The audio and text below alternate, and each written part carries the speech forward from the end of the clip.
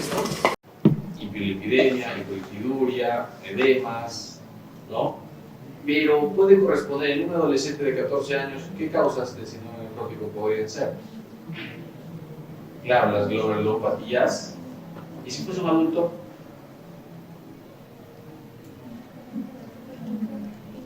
Uno que frecuente. Yo puse la segunda, como enfermedades autoinmunes, pero la primera es la diabetes mellitus. La diabetes mellitus suele dar también gran afectación renal por síntomas nefróticos, gran pérdida de proteínas en el rango nefrótico, ¿no? A diferencia del síndrome nefrítico, que es menor de ese valor, ¿no? Con hipertensión, hematuria, ¿no? Y puede haber también edemas. Bien, muy bien, recordamos un poquito. Ahora tenemos una mujer de 56 años que tiene un diagnóstico de hipotiroidismo, va a acudir con una semana de sensación de alza térmica, eritema y aumento de volumen en la pierna derecha, por lo que le indican dicloxacilina de 500 miligramos cada 6 horas y reposo absoluto, con lo cual nota mejoría del eritema, pero aumenta el volumen en todo el miembro inferior derecho. Al examen se evidencia un aumento de volumen en el miembro inferior derecho que deja fobia. El resto del examen no es contributorio. ¿Cuál de las siguientes opciones sería el paso más adecuado para el diagnóstico? A ver, no se trata solamente de la respuesta, sino justificarla, ¿no? ¿Qué vamos a observar? ¿Por qué? ¿Por qué pedimos eso? Siempre se pide en todos los pacientes. A ver. Sería Un ecodoppler. Ya, ¿cuál es el signo que yo voy a ver un ecodoppler ante una probabilidad? ¿No? Estamos escuchando si una trombosis venosa profunda o superficial, ¿no? Se podría encontrar el trombo, la luz del vaso y alteración de la capa. Ese es el signo que yo busco encontrar, que ve el trombo exactamente. Una disminución del flujo puede ser. ¿Sí? ¿Segura? También Hay un signo, ¿no? Hay un signo clásico que se hace al hacer la ecografía con el transductor. creo que también se hace altera lo que es la capa de la capa de vaso. Y a todos se pide Doppler. Es el examen de primer Y ya. Hay una escala para TBP, ¿no? De probabilidad. ¿Cuál es? Bien. Hay una escala que es la misma de T. La de Wells. Y de acuerdo a eso, la del Doppler, ¿no? Pero no todos pues, se lo voy a hacer el ecodoppler, ¿no? Hay que dependiendo de la probabilidad. ¿Qué probabilidad? a partir de Porque puedo pedir dímero D, ¿no? No siempre Doppler. Los de baja, ¿no? Intermedia, baja. Intermedia. A ellos les voy a primero pedir dímero D. Y si el dímero D está positivo, elevado, esta elevada si quiero, pues ahí procedo a hacer el Doppler. ¿Sí? No se olviden de eso, ¿ya? A ver, pero lo que íbamos, ¿cuál es el signo?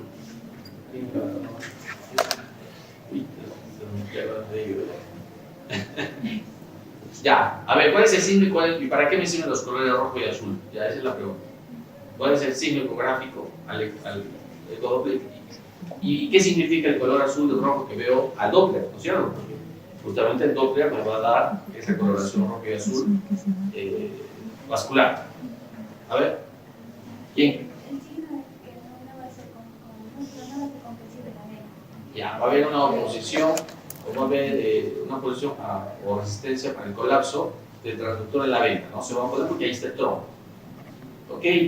¿Y para qué me sirven los colores?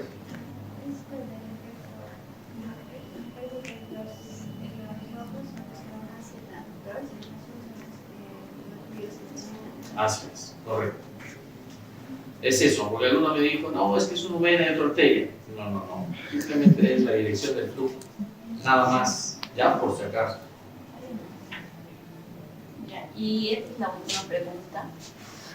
Es una mujer de 50 años, es obesa, hipertensa y tiene antecedentes de cáncer de colon.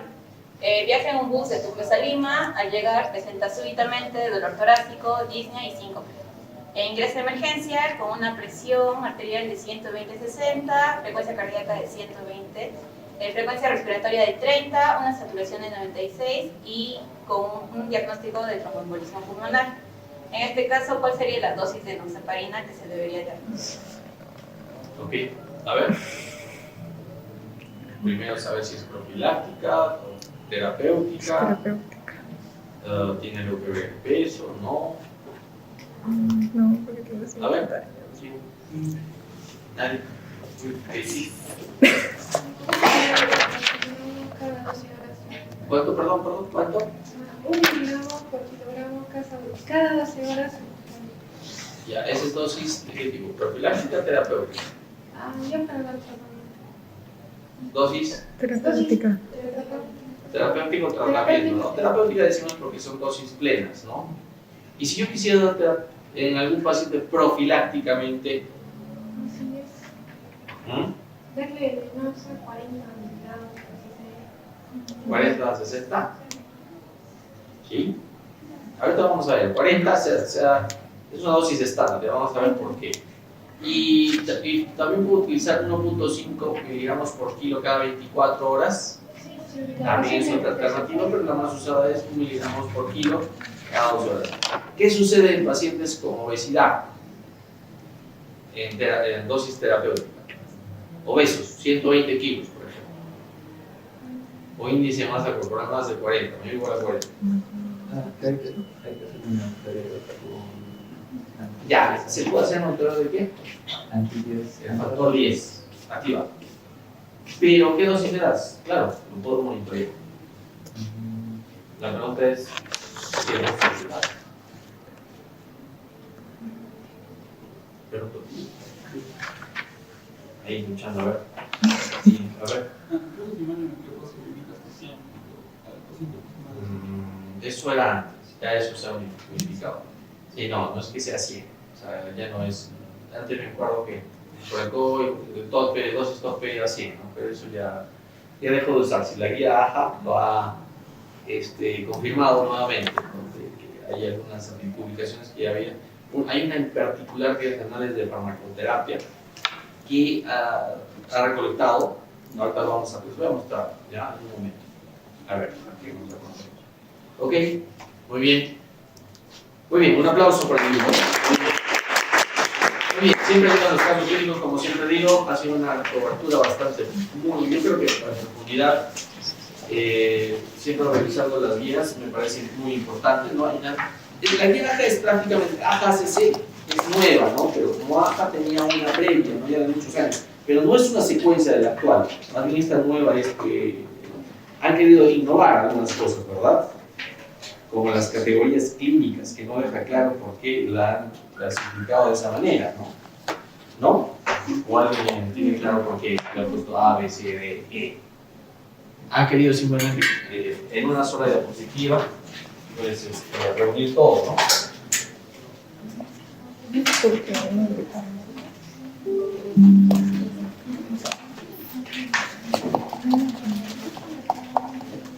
¿Entiendes, verdad?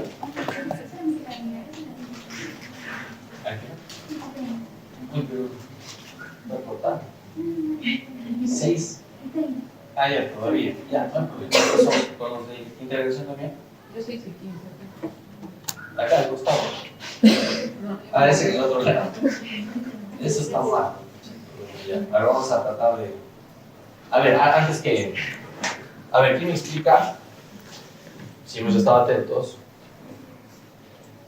¿En qué casos doy tratamiento a una trombosis venosa superficial igual que una profunda?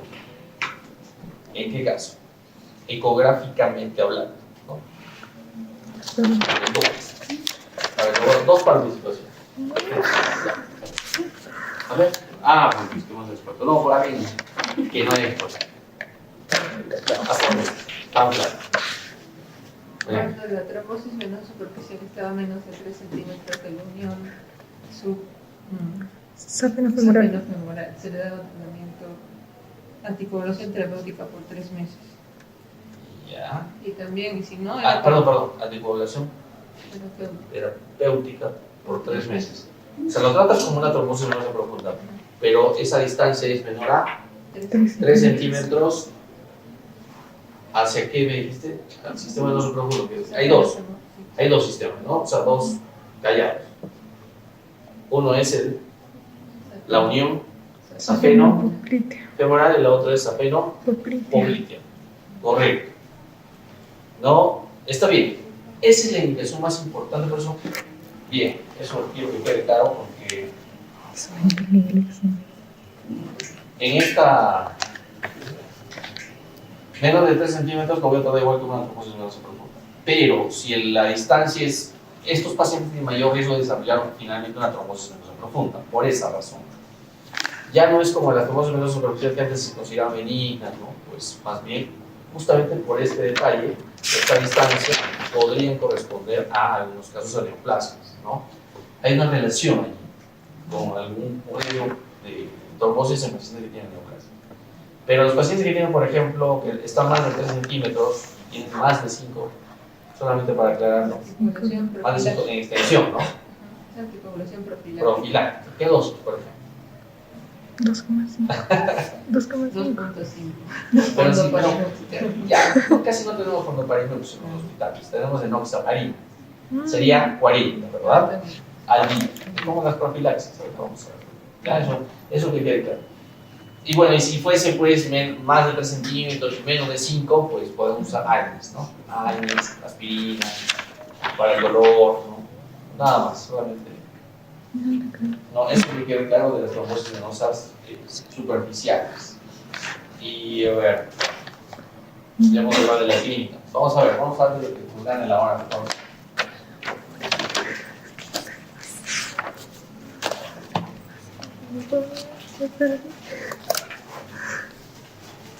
A ver.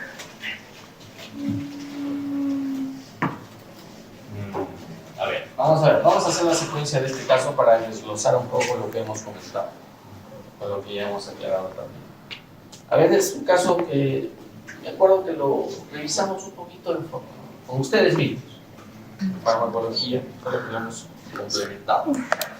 A ver, hace ya 3 años.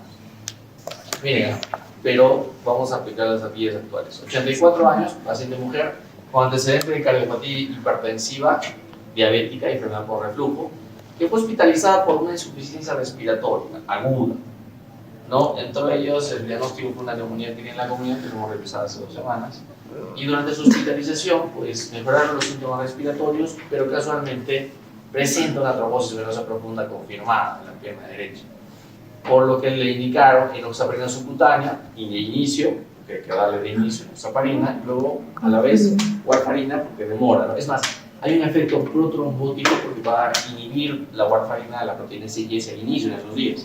Por eso hay que darle enoxaparina combinada.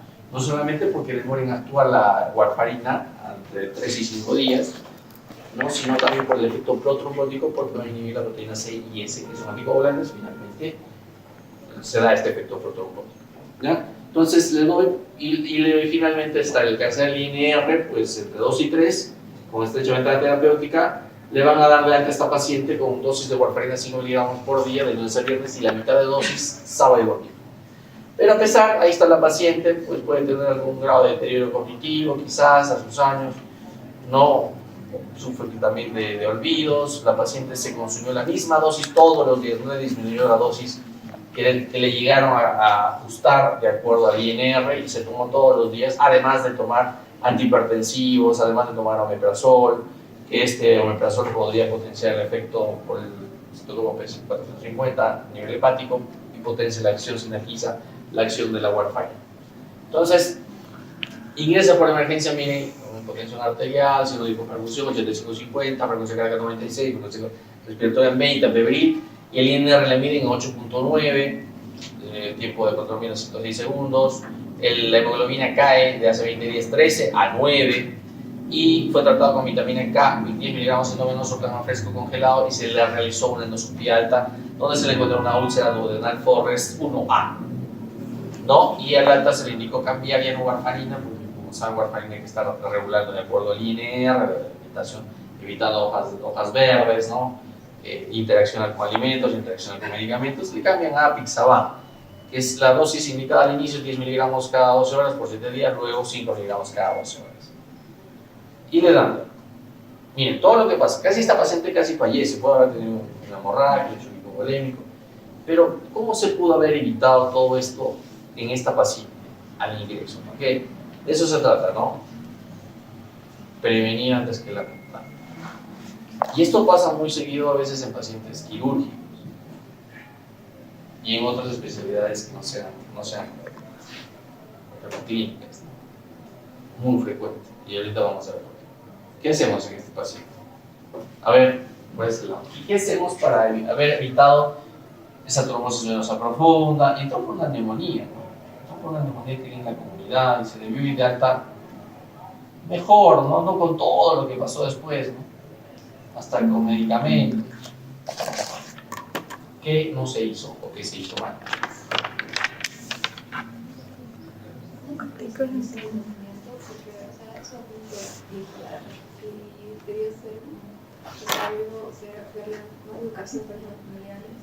Ya, Durante la hospitalización. claro, eso movimiento. evidentemente ya cuando el problema surgió, que se vaya con supervisión de bebé. Pero antes de eso, ¿qué pudo haber adelantado antes? ¿Qué pudo haber hecho? Porque este paciente ya pues se dio la trombosis, lo tuvimos que anticoagular, probablemente los familiares no supervisaron, ella tomó la dosis que le pareció, ¿no? Pero antes, a ver, ¿Se le puede dar anticoagulado como profilaxis? profilaxis, dar anticoagulación profiláctica, ¿en qué momento? En el momento de la hospitalización. En el momento de la hospitalización por neumonía y pneumonia. A todos los pacientes les voy a dar anticoagulación profiláctica. A los que ella tenía ya hipotensión, tenían los ¿Cómo yo podría determinar su riesgo? Porque debe haber tenido pacientes que tienen riesgo alto o bajo de trombosis, ¿no? Porque de eso se trata. ¿Cuál? ¿De Wells?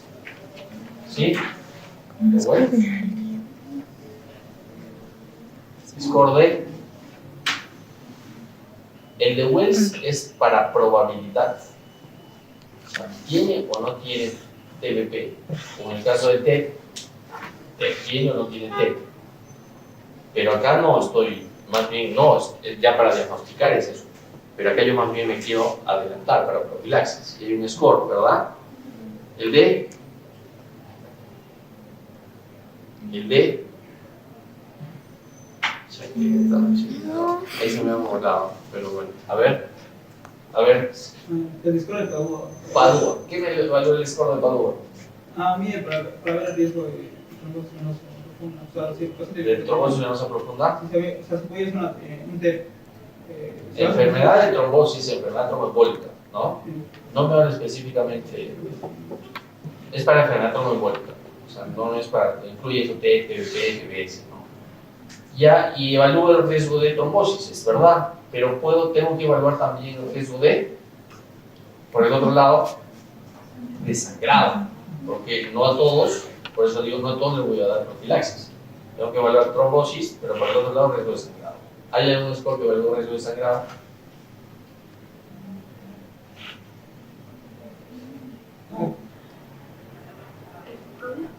Improve. ¿Cuál?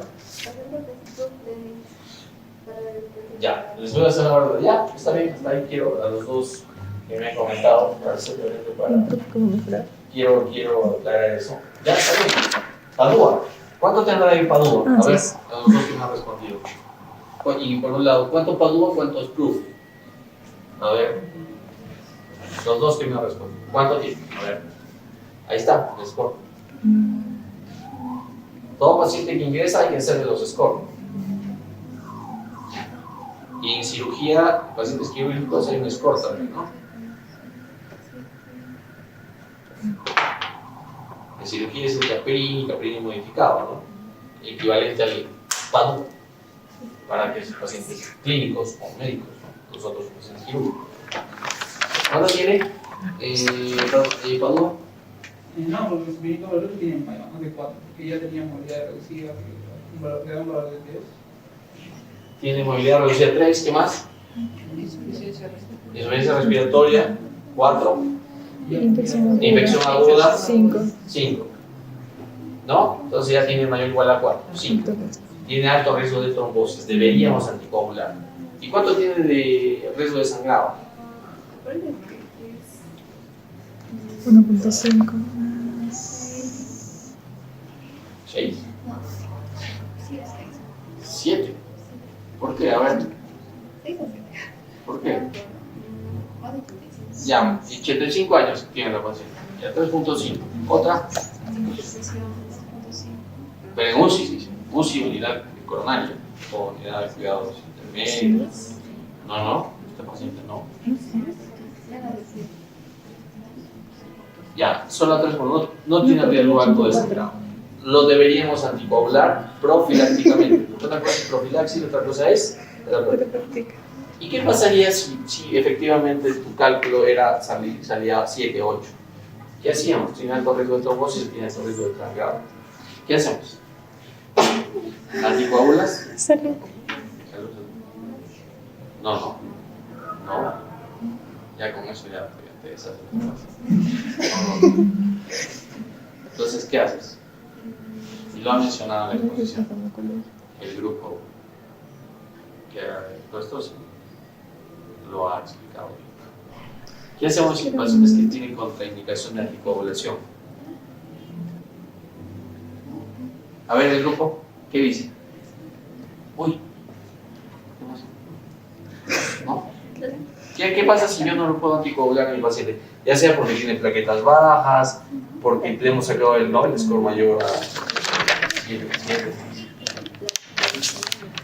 La compresión neumática intermitente. ¿Con quién dijo de las botitas? Las botitas, ¿verdad? Las botitas, ¿no? Inflables. Que van a inflar también, vamos a oscilar, ¿no? 30, 180. Van a inflar y desinflar. Es intermitente, ¿no? Y eso, los pacientes que no se puedan anticoagular, hay que darle. La mejor evidencia y mayor beneficio es por sobre las medias compresivas, ¿no? Porque es otra opción. Si no hay, estos se pueden usar medias compresivas, otros usan simplemente el vendaje, no es lo mejor, es irregular en el vendaje, pero se puede usar medias compresivas, o idealmente la compresión mecánica intermitente. ¿Listo? Entonces, a todo paciente quirúrgico, médico, ADUA o si no, Caprini y cirugía. Eso es lo que pasa hace poquito en emergencia. Llegó un paciente, no lo anticoagularon, lo iban a operar de la vesícula y le dio un TEP, categoría E o de enfermedad, justamente por no darle profilaxis. No sé si el colecistitis, no me acuerdo, creo que sí, pero falleció. Y la razón era no haberle dado profilaxis, que hizo un TEP. O sea, puede haber en este caso, como la paciente haber hecho una tomografía, pero puede haber desencadenado un TEP. Y un TEP, lo que antiguamente era masivo, después se fue inestable, con inestabilidad hemodinámica, ahora es categoría E, por ejemplo, ¿no? En las vías de plata. Entonces, ya para que antes de que nos gane el tiempo, tromboprofilaxis es dosis recomendada. Mire, hay que primero tener conocimiento de que esto ya lo he mencionado también en la exposición, la guía de la Europea 2019 para TEP, ya menciona los factores o riesgos, ¿no? Modelar. Una cosa es probabilidad, no se van a diga, eso es para el Wells, por ejemplo, o el Geneva, más utilizado Wells porque es más validado en el mundo, pero la guía la última dice, no hay problema, usa cualquiera, Geneva o Wells. Una cosa es probabilidad de que tenga o no tenga TEP, pero otra cosa es el riesgo de muerte. En este caso, riesgo alto, moderado o débil. ¿Para qué me sirve conocer los riesgos? Por ejemplo, casi todos siempre hemos generalizado que tengan todos los pacientes riesgo alto. Pero no, riesgo alto, por ejemplo, una paciente que tiene fractura de cadera, de extremidad inferior, que ha sido hospitalizado por una insuficiencia cardíaca, un traumatismo mayor, una enfermedad trombólica previa, quizás con otra paciente, ¿no? ¿Por qué? Porque de eso me va a depender las dosis profilácticas, ¿no? Ustedes saben que esta dosis es la que conocen ustedes, 40. Pero hay una dosis 20 de acuerdo a riesgo moderado. El riesgo alto casi todas le ponemos alto, pero deberíamos hacer la diferencia porque algunos que le dan profilaxis terminan sangrando, dándole 40. Entonces hay que evaluar los riesgos, ¿no? Porque no a todos les vamos a dar igual. Y todo parte de este estudio de la New England de 1999, se comparó la prevención de la enfermedad tromboembólica venosa comparando la enoxaparina con el placebo. ¿Qué significa este estudio? Que justamente los agruparon, los pacientes con riesgo moderado, riesgo alto, dieron las dosis, ¿no? Empezaron con 5, 10, 20, ¿no? Fueron subiendo y se dieron cuenta que justamente con dosis de los pacientes de alto riesgo, dándole 40, se protegían un 80-90% de pacientes que no presentaban trombosis, pero cuando pasaban de 40, 50, 60, para los de riesgo alto empezaban a sangrar, más riesgo de sangrado. Igual, para los que son de riesgo moderado, pues los agruparon y vieron que la dosis era 20. Si se pasaban, podían sangrar, más riesgo de sangrar. Entonces, por eso es independientemente del peso, salvo que tengan pesos extremos, ¿no? Igual, la heparina no reacciona porque por ahí escuché, dale de 500 cada 8 a 12 horas, pero 12 horas es el riesgo moderado, 8 horas es el riesgo más alto, ¿no? Entonces, por eso puedo darle en otras heparinas, ¿no? Entonces, de ahí viene, porque antes de esa fecha, de 1999, es cierto, hasta el día de hoy, todo el mundo hace lo que quiere, pero antes era peor, el cirujano dale 1 miligramo por kilo, dale una vez al día, o mejor no le pongas nada, o mejor ponle, pero hoy día sí, mañana no, o sea, todo el mundo hacía lo que quería. Por eso surgió este estudio, muchos siguieron, hasta el día de hoy muchos no lo saben, sobre todo los especialistas en algunas quirúrgicas, no hay, pero la recomendación es que debería haber, deberían seguirse. Y esto es lo que les decía del peso corporal, según los pesos extremos, peso muy alto, por ejemplo, ¿no? Este es un estudio que lo ha respaldado la guía AJA 2026, por ejemplo, si tienen una profilaxis, si pesa o se tiene un índice mayor o igual a 40, será 40 como profilaxis, pero cada 12 horas. Pero acá varía, por ejemplo, lo que comentamos, ¿no? Dosis tope terapéutica para un paciente, digamos, que tiene 120 kilos, no le des, antes era hasta 100, pero ahora hay que ajustarlo, 0,7 a 0,8. ¿Qué dice la guía de AJA del TEP 2026? Dale 0,8 miligramos por kilo cada 12 horas, o sea, no porque pese 120 le vamos a dar 120 miligramos cada 12 horas, ¿no? Va a sangrar. Entonces se ajusta 0,8 por 120 kilos cada 12 horas, ¿no? O la máxima dosis, en este caso 150, ¿entendido? Ya hay pues pesos extremos. Igual en pesos bajos, menos de 18 de índice de masa corporal o menos de 55 kilos, igual 30 cada 24, o mantienes igual 1 miligramo cada 12 horas en la terapéutica. Pesos normales, dependiendo del riesgo, ya hemos dicho moderado o alto, 40 o 1 miligramo cada 12 horas. ¿Listo? Por aquí. Cuando esta paciente finalmente, después de todo lo que no se hizo, porque se le dio a hacerle profilaxis, se sobreanticoaguló con warfarina, no hizo caso, y hay algunos algoritmos, hay diferentes guías, pero creo que este es el que se mantiene y creo que es simple de entender cuando el INR pues, se eleva o cuando hay pues, signo de sangrado, ¿no? Mayor o un sangrado que amenaza la vida.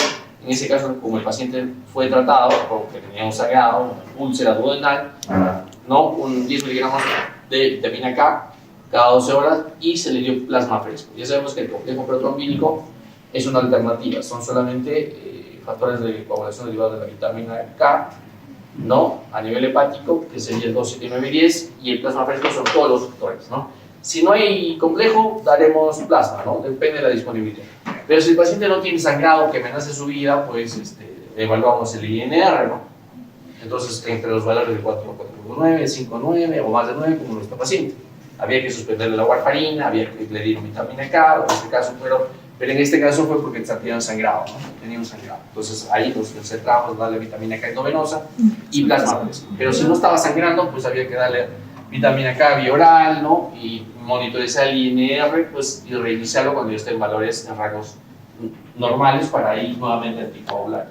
Pero como este paciente no tenía buena supervisión, no supervisaba, era mejor cambiarle a anticoagulantes directos, ¿no?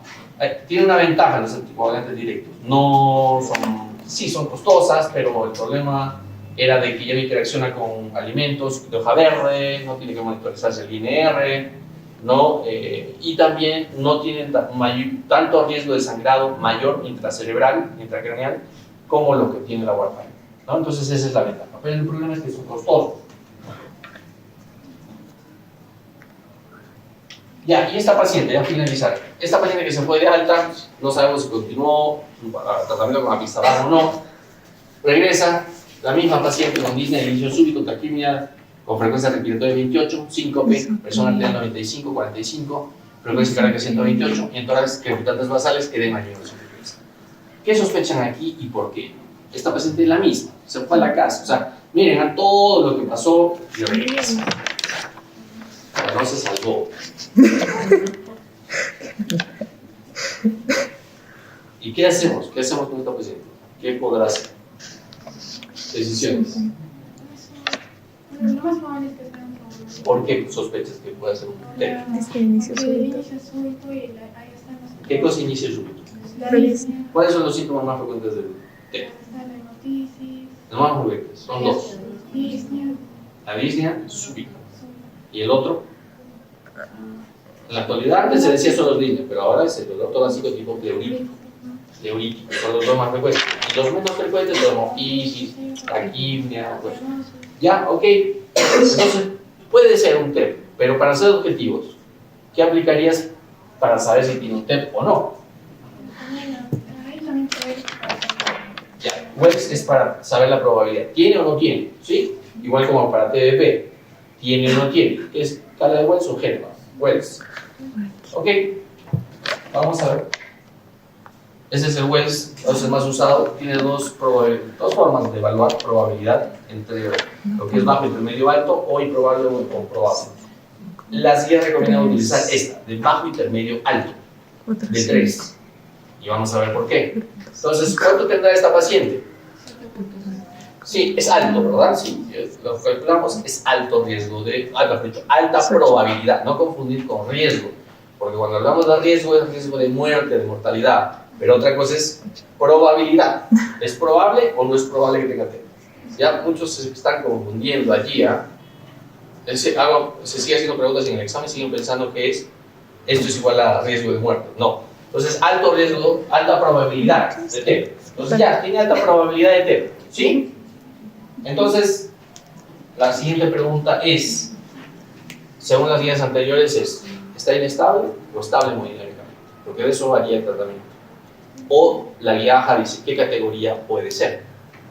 ¿Categoría A o categoría B, C, D, E? A ver, ¿quién quiere comentar? ¿Alguien? ¿Y por qué? ¿Sí? Está inestable ¿Por qué? Porque la presión está baja y la frecuencia cardíaca alta. Pero si te digo que existe un shock normotensivo, ya no me importa la presión. Tendría que ver la ventana neurológica, la ventana cardiológica. ¿Cuál sería? ¿Por qué piensas que está inestable? ¿O está estable? Por la presión, pues siempre está bonito. La presión, yo te diría que no, pero ahorita lo voy a mostrar. Pero yo te diría, hay shock normotensivo, como su nombre lo dice, lo presentado el grupo, la presión está normal. Sería la categoría D. Cuando está con reuma. Ya, sería un shock normotensivo, D. Pero está estable o inestable según la otra clasificación. Tú me dices, si es D, bueno, es shock normotensivo. Yo diría, está inestable, ya me habla de shock. Pero algún criterio que acá me diga que está inestable, aquí en el enunciado, o que representa el paciente, es el 5P. el 5. ¿Y por qué lo digo? Mira, por el tiempo. O si no es de paro, evidentemente es inestable. El problema es el shock obstructivo. Pero hasta la guía anterior se hablaba pues, de hipotensión arterial, ¿no? De la sistólica. Menos de 90, pues la presión para mantener más de 90 la sistólica. Mayor o igual. Y signo de hipoperfusión. Hasta aquí estaba bien, nuestro paciente podría encajar aquí porque tenía estado mental alterado, pero me generaba la duda porque la presión estaba mayor, ¿no? 95 estaba. Sí, 95. Pero en la actualidad, pues habla de shock normotensivo o también hipotensión persistente. Pero justamente es la categoría D2, ¿no? Lo voy a poner aquí, que es shock normotensivo, la presión está normal.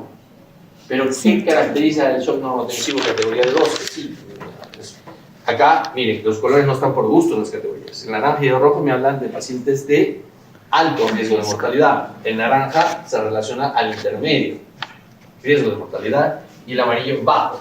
Y es lo mismo, es la anterior. Esto era la anterior guía europea, ¿no? Si queremos comparar, igual alto riesgo de mortalidad, bajo, intermedio alto, intermedio bajo. Es lo mismo. La guía anterior decía, está inestable hemodinámicamente, los altos riesgos de muerte, deben estar en UCI. Estos pacientes tienen un PESI 3 o 4, un PESI simplificado mayor a 1. O hay disfunción ventricular a la angiotomografía, a la ecocardiografía. Hay una disfunción ventricular y al angiotem es positivo. Y hay tromboninas alteradas. Dependiendo del riesgo de mortalidad, el paciente va a estar, van a presentar algunos cambios, pero el único, de inestabilidad, es el de alto riesgo de muerte, que se correlaciona con los colorcitos que hemos dicho de A, AB, C, D y bueno, C y D, ¿no? Y E, son justamente los tipos rojo, naranja y un naranja más claro que es intermedio. No está muy claro por qué pone acá, parece es algo histórico que usa el segmentario, ¿sí? Bien, no se olviden, seguramente shock normotensivo es presión normal, pero signo de hipoperfusión colestémica. Han estado por acá, estado mental alterado, lactato mayor a 2, la liberación a 320 mililitros al día, aumento de la creatinina mayor o igual a 0.3 en 24 horas, o el índice cardíaco menor a 2.2, ¿verdad? Bien, esto era antes, ¿verdad? La ecocardiografía podía suplir o reemplazar al angiotem en pacientes inestables. Esto antes era. La guía actual de la AJA dice no necesito hacerle la ecocardiografía. Idealmente es hacerle de elección la angiotem. Pero a veces no, oye, si está inestable lo vamos a llevar hasta el tomógrafo. No, empieza empíricamente. Si sospechas que esté inestable, es una categoría E o probablemente algunos de D, arráncale con anticoagulación terapéutica. Y si está inestable en una categoría E, probablemente alístalo para trombolisis. No necesitas a veces moverlo para el angiotem. Sí, puedes hacerle después, ¿no? Para confirmar disfunción ventricular, hacer una ecografía transtorácica o un Doppler, ¿no? Pero no va, ya no se suple. Acá suplíamos. Sí, suplíamos una ecografía y si de acuerdo a eso podíamos descartarlo, buscar otras causas o insistir en hacer la angiotem. No, eso ha cambiado, eso ha simplificado, porque ahora se hace el tratamiento empírico de TEP, según la nueva guía. ¿No? Y igual para el dímero D. Ya hemos hablado el GERS, ¿no? Como es el GERS, el PERC es para bajo riesgo. O sea, aplicamos el cuestionario PERC en bajo riesgo según Wells, y si responde negativamente a todas las preguntas del PERC, ni siquiera le haces angiotem y lo descartas. Para el intermedio hemos visto, y para el alto, tienes que hacerle o tratamiento empírico, o si es que puedes hacerle el angiotem. Esto era antes, ¿no? Si era inestable hemodinámicamente, pues trátalo, repercusión. Si no estaba inestable, tenías que hacerle el PESI o el ESTIA, o hacerle la ecocardiografía transtorácica. Si tenía todo esto positivo acá, o la otra era positivo, mide troponinas. Si las troponinas estaban altas, probablemente lo ingresas a hospitalizar y probablemente quizás le vas a hacer una trombolisis.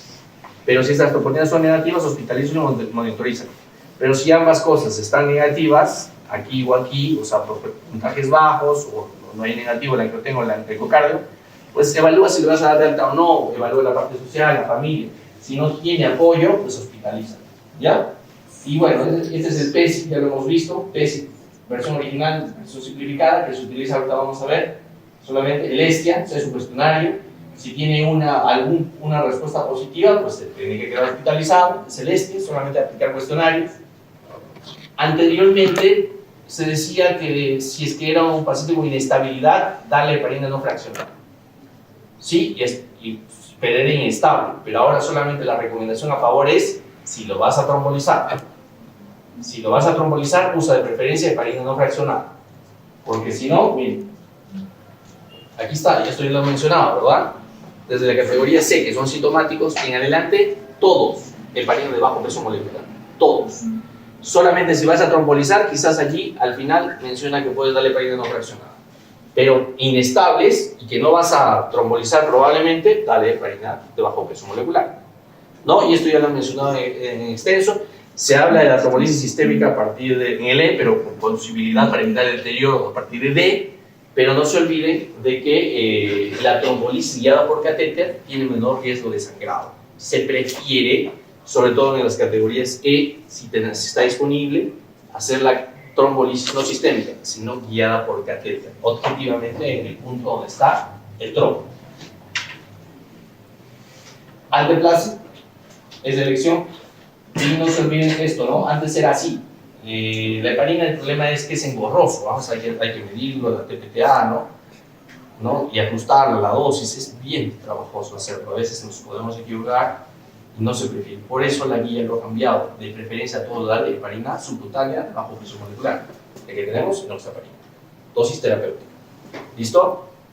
Antiguamente, con inestabilidad hemodinámica o la tasa de filtración menor a 15, dale heparina no fraccionada. Pero ya sabemos que eso ha variado un tanto, no tanto, pero sí.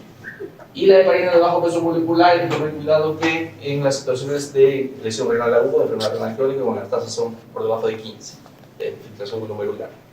¿Listo? Bien, creo que eso es todo en general. Antes de que ya nos gane el tiempo, yo sé que nos hemos corrido y ahí acaba. ¿Listo? Listo. Gracias a ustedes. El examen debe ser solo atrás. Me parece bien cuando apuntan, están atentos, porque eso es sencillo. Pero hay quienes se me distrae, ahí va a ser el problema. Por eso digo, las clases son para justamente para estar atentos. ¿Listo? Vayan nomás, yo sé que tienen que ir. Gracias.